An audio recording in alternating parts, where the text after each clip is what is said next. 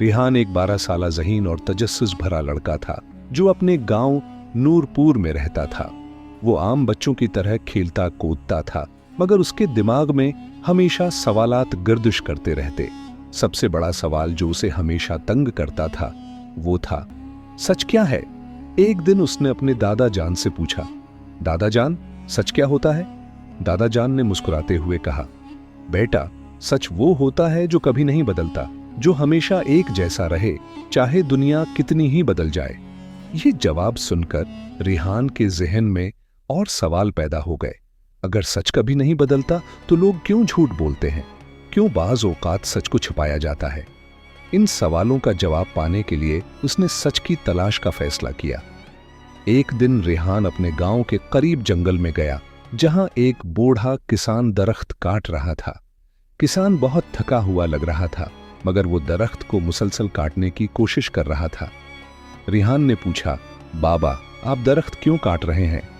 किसान ने जवाब दिया, बेटा, ये दरख्त मेरे खेत में साया करता है और मेरी फसल को सूरज की रोशनी नहीं मिलती, इसलिए मैं उसे काट रहा हूं। रिहान को यह सुनकर हैरत हुई, क्योंकि उसने सुना था कि दरख्त इंसानों के लिए फायदेमंद होते हैं।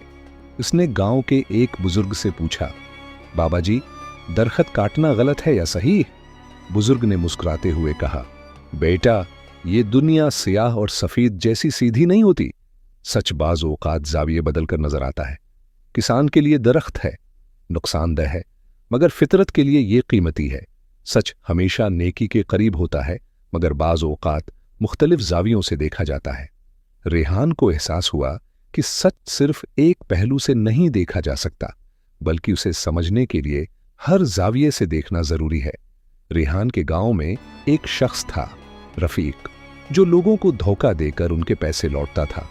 एक दिन रेहान ने रफ़ीक को बाजार में देखा कि वो एक गरीब आदमी को जाली दवाई बेच रहा था। रेहान ने अपने उस्ताद कासिम साहब से पूछा, सर, अगर कोई मुसलसल झूठ बोले तो क्या वो कभी सच बोल सकता है? कासिम साहब ने कहा, बेटा, सच एक रोशनी है और झूठ अंधेरा। जो लोग झूठ बोलते हैं वो ज्यादा देर तक अंधेरे में नहीं रह सकते, क्योंकि रोशनी है जो उन्हें अंधेरे से निकालती है, आखिरकार अंधेरे को खत्म कर देती है। कुछ दिन बाद रफ़ीक की धोखाधड़ी का पर्दाफाश हो गया और लोग उससे दूर होने लगे। वो जो पैसा कमाता था वो भी खत्म हो गया। रेहान ने अपनी आंखों से झूठ का अंजाम देखा और सच की ताकत को समझा। रेहान को अब ये समझ में आ रहा था कि सच एक जामिद चीज नहीं, बल्कि उसे तलाश करना पड़ता है। एक दिन उसने अपनी माँ से पूछा, माँ, मैं हमेशा सच बोलूंगा, चाहे कुछ भी हो जाए, क्या ये अच्छा होगा?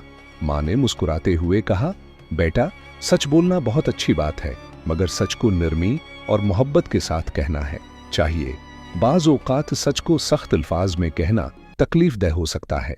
रेहान को माँ की बात समझ में आ गई। सच को नरमी और दानिशमंदी से पेश करना जरूरी था। रेहान ने सच के मुख्तलिफ पहलू देखे, मगर उसकी तलाश अभी खत्म नहीं हुई थी। एक दिन वो दरिया के किनारे बैठा सोच रहा था कि एक दरवीश वहां आया। दरवीश ने पूछा, बेटा, क्या सोच रहे हो? रेहान ने कहा, मैं सच की तलाश में हूं। दरवीश हंस कर बोला, बेटा, सच किसी किताब, किसी उस्ताद या किसी बड़े आदमी के अल्फाज में कैद नहीं होता। सच वो है जो तुम्हारे दिल में रोशनी है, पैदा करे, जो तुम्हें अच्छे कामों की तरफ ले जाए, और जिसे अपना कर तुम खुद भी खुश रहो और दूसरों को भी खुश रखो। ये सुनकर रेहान के दिल में एक रोशनी सी जाग उठी। वो समझ गया कि सच सिर्फ अल्फाज में नहीं, बल्कि अमल में होता है। सच वही होता है जो इंसान के दिल को सुकून दे और दूसरों के लिए भी फायदेमंद हो। रेहान की सच की तलाश खत्म नहीं हुई, मगर अब वो जान चुका था कि सच की कई शक्लें हो सकती हैं। सबसे बड़ा सच वही होता है जो इंसाफ, मोहब्बत और भलाई की राह दिखाए। इस दिन के बाद रेहान ने फैसला किया कि वह हमेशा सच बोलेगा, मगर नरमी, मोहब्बत और हिकमत के साथ।